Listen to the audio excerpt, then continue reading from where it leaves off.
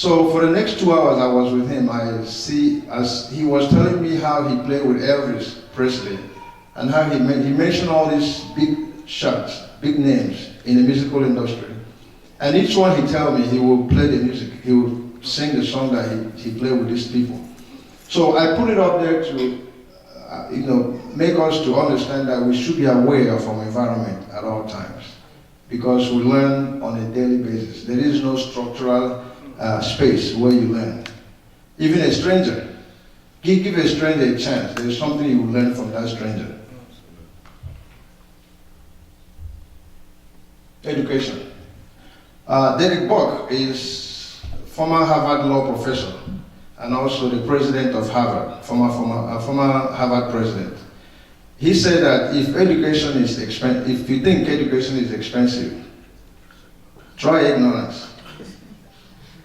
And I love it because education, in terms of formal education, you spend 2 years or 4 years to complete a program, and then you get your associate or bachelor's, whatever it is, and then you move on. But the danger about ignorance is that there is no graduation date. So that's what makes it expensive, because you remain in that circle and you never get out of it. So I'm submitting to you this afternoon that it is critical for us, if it's not formal education, at least pay attention to informal education, because it will add meaning to your life. All right, what is education? In one word, I want you guys to tell me in one word, what you understand by education. You say power? Okay. Acquire knowledge. Knowledge. Growth. Okay. Purpose. Purpose. Experiences. Experiences. Empowerment. Empowerment. Thank you so much. We are the right track here. I came up with this few of them, which you mentioned already. I think education is a process. Even though it's a content, but it's also a process. And education is a journey, not a destination. So it's something that you don't just complete your degree program and then you relax. You say, okay, I got this, you hang it on the wall. That's not where it ends. That's just the beginning. I remember a friend got his degree, his PhD in aerospace and mechanical engineering. And when we went to his party, his graduation party, one of the friends happened to have a PhD in mathematics. And his advice that day was, to this my friend, was that this is just the beginning. And both of my friends were a bit offended. And we were saying, what do you mean this is, this guy spent 7 years of his training, just graduated, and you're telling us it's the beginning. What he was simply saying that this is where the work begins. This is when you're actually going to demonstrate to the world what you have spent 7 years of your life doing.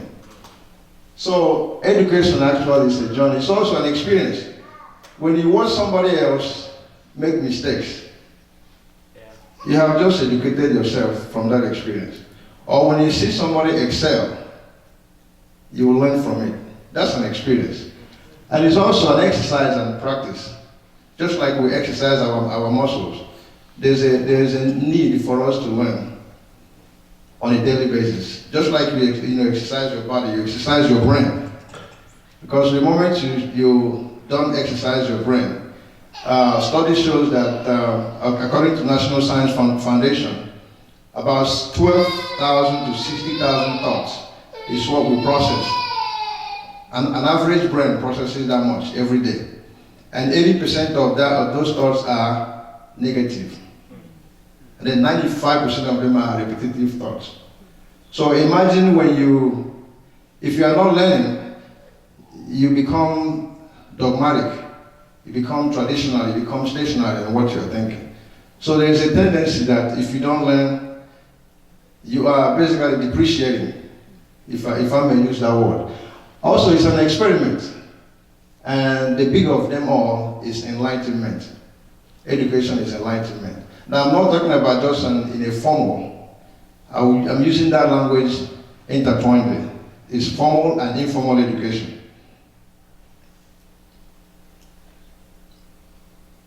Okay, I've mentioned it. There are two types of education. The ones that we get from university. The informal is, your parents, your guidance, your experience. You don't receive any diploma, any certificate for it, but it has such a powerful impact in your life. I'm sure we've heard about education is a key to success. But my question is, if education is the key to success, what is the door that you're trying to open?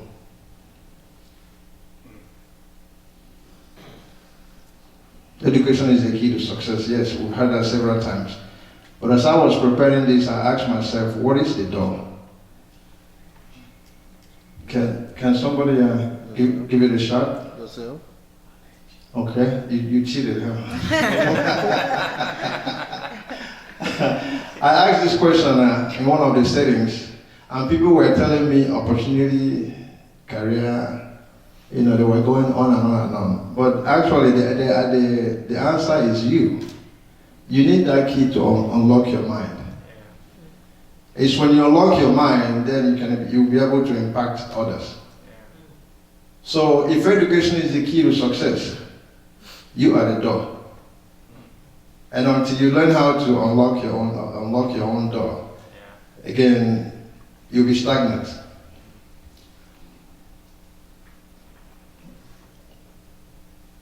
So how do we obtain formal and informal education? We've already gone through that.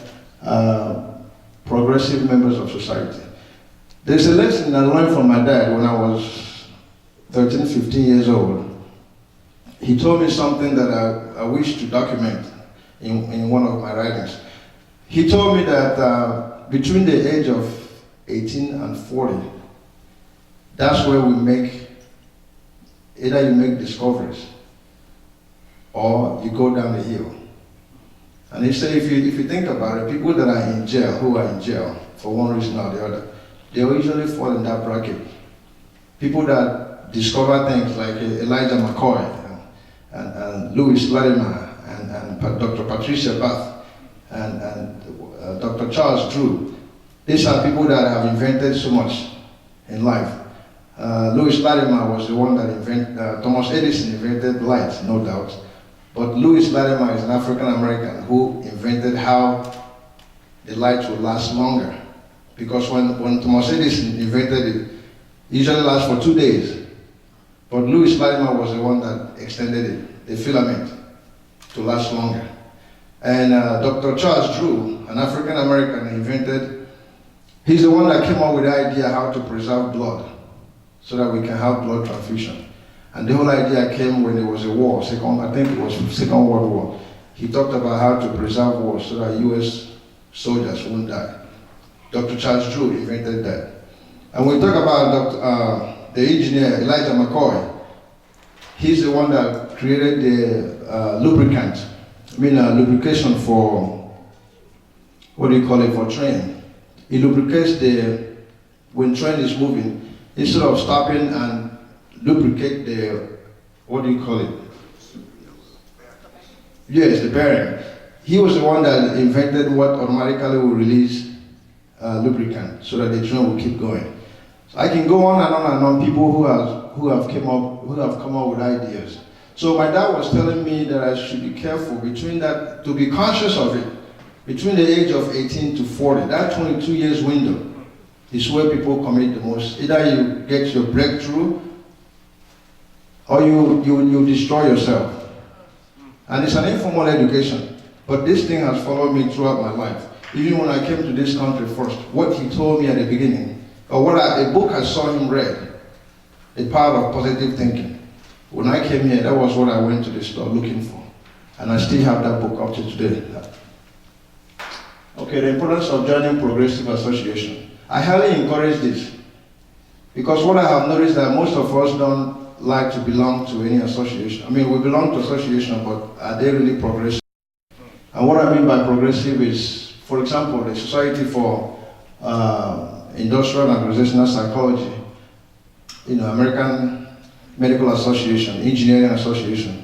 Any field of training you find yourself, try to sign up. What that does is it helps you stay current in your field. And if you are still a student, register as a student affiliate. It's cheap. It's cheaper that way. But you need to stay in sync. And also, be current in your field of training. Otherwise, you will tell me what you've already learned. I don't want to hear it. I want some current study. That's why when you're writing your PhD, they want you to write something that is current. Something that is older than 10 years old. Otherwise, if you pull information from the 80s, it's simply telling me that you're not current. I also mentioned about getting out of your comfort zone. It's very easy to feel comfortable, and then you don't like to grow. The last one is putting education into actions. How do you translate what you have learned into actions? That's a very critical way of measuring your success. Because if you're not translating, it means you're just learning and you're not sharing it. And that's why I say the measure of education is the ability to inform and transform self and the environment. So if you're not changing, if you are still thinking the way you're thinking, if I may use this language, we're still acting the way we are when we came from Africa. That means you're not growing. You are physically here, but you're not growing. And education will help you practice what scientists call intellectual humility. Intellectual humility simply suggests that no matter how much you know, you will never know it all. You still have to leave yourself up for learning. That's why Walter Emerson said that everybody I meet is in some way my superior. Because there's something that anybody, I don't care even if it's a homeless person, there's something that person knows that you don't know. Yeah. And cultural humility also is, most of us, if not all of us, think our culture is more prevalent than other cultures. But cultural humility, which is education, is telling you that no matter how high you think of your culture, always respect other people's culture as well.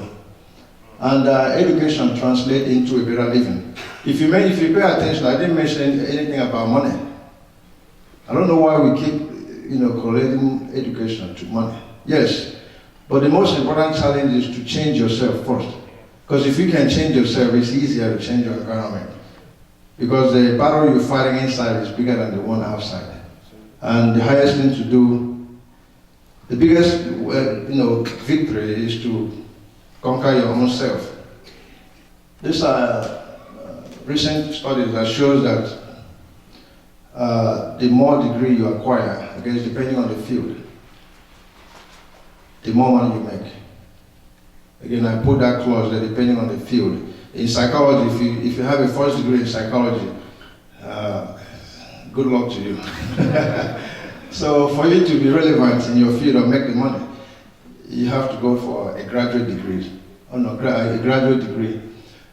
So basically, if you look at a bachelor's degree, make 21,000 higher than high school graduate. Master's degree, twice. And it goes up from there. I just talked about this. These are the statistical evidence that shows the growth. Yeah, when we talk about education, whether formal or informal, it's all about you. If you don't learn anything from my presentation, understand that the education that you're learning or you're acquiring is about discovering yourself, what social scientists call self-efficacy. Self-efficacy was first coined by social psychologist Albert Bandura from Canada. You can spend your entire life studying how to know yourself, basically. So I'm here to tell you that education, whether formal or informal, is a way of studying yourself. And if you don't do nothing else, get to know yourself better. And then you see the life around you change. You don't change outside, before you start changing inside. You change inside, then it will affect outside. John Dewey is, if you are in education, is an educator who came up with this American system that we use, system of education. He said that education is not preparation for life. Education is life itself. And if you look at it from a philosophical standpoint, actually, education, like I said from the beginning, every day, right from day one, when we were born here, it's all about learning. Till the day you die, it's all about learning. Whether it's formal or informal education, it's all about learning. So I want us to live here with the mindset that education is not necessarily when you are going through the formal training. It's also about to collaborate with one another in businesses, in social, in relationships, or even in the workplaces. That's one thing I want us to learn from here, because I can take an educated guess that most of us here have, college graduate or some kind of training. So we understand the advantages of formal education. But I'm here to present to you that it's also critical to know that informal education is what makes us who we are. So what have we learned? We learned that 95% of our population has no definite of purpose. We also learned that education is a process. It's not so much about the content, it's a process. If you want to know what people are, how family are living, when you go to somebody's house and watch how their husband and wife and children, how they process, they dance, I call it dance.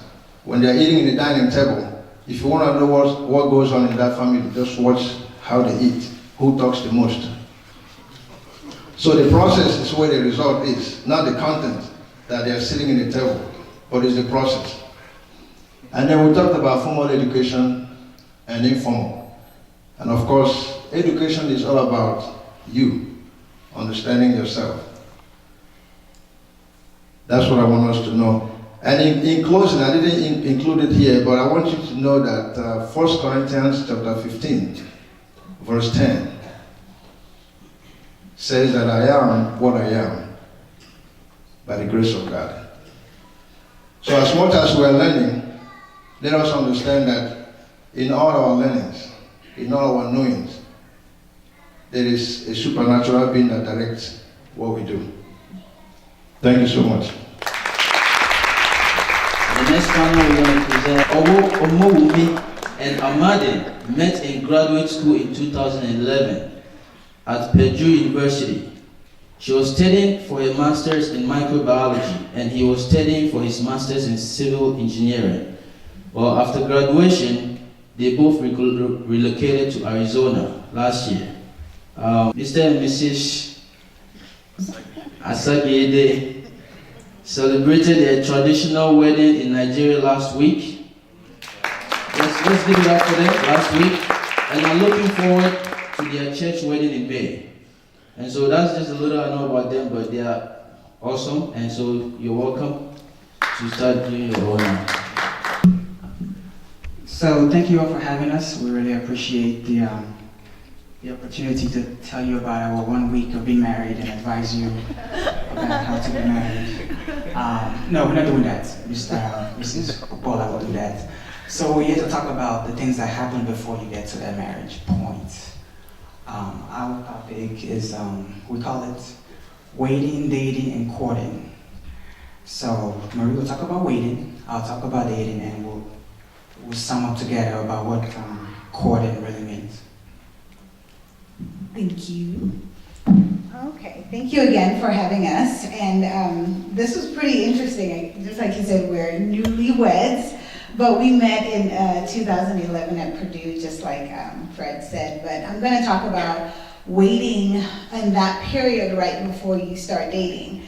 And we live in such a relationship and sex-filled, society, and everybody wants to be in a relationship. Everybody wants to be married. But there's so much that goes on even before that, and there's a lot of things that we don't know about how to do it because we're busy watching TV and wanting what we see on TV.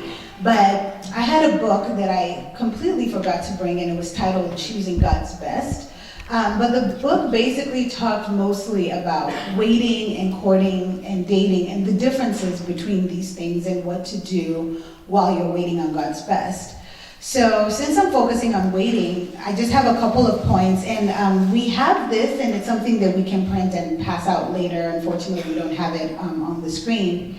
But the first thing you want to do while waiting on God's best is to seek God's will.